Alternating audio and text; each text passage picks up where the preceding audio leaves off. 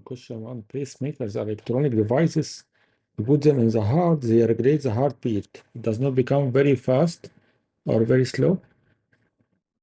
Currently, there are two types, the lithium iodine cells and the zinc mercury. The lithium iodine are more commonly used. The table 1 gives me the operating cell potential, E, for every type, and the table 2 show me some examples for several half reactions related to the air cell with the zinc and mercury. Based on the information given, which of the following is a major difference between the zinc mercury cell and the lithium iodine cell? Well, I imagine that there are two batteries. The first one give me plus 2.8 and the second one give me 1.35. So you are asked, why is the lithium iodine battery more favorable? What does the voltage mean?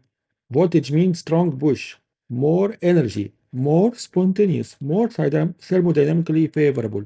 It means it's going to happen without me doing anything. Just put the two half cells together, it will work. Bigger number means the reaction wants to go more. It wants to happen. This is what's the meaning of thermodynamically favorable.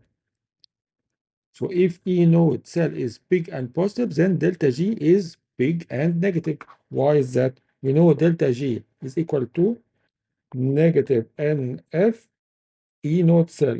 So the more this increases and becomes positive, the more this one will become negative. Very good. Which means the reaction goes by itself. So which choice is right? Of course, B. Both are favorable. Lithium iodine has more voltage, so it's more favorable. Don't say A. A says lithium is less favorable. No, it's more.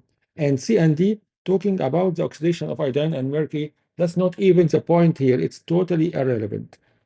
Okay, big voltage is equal to better battery. Lithium iodine has bigger voltage, so that's the one. Go, go. That's the one.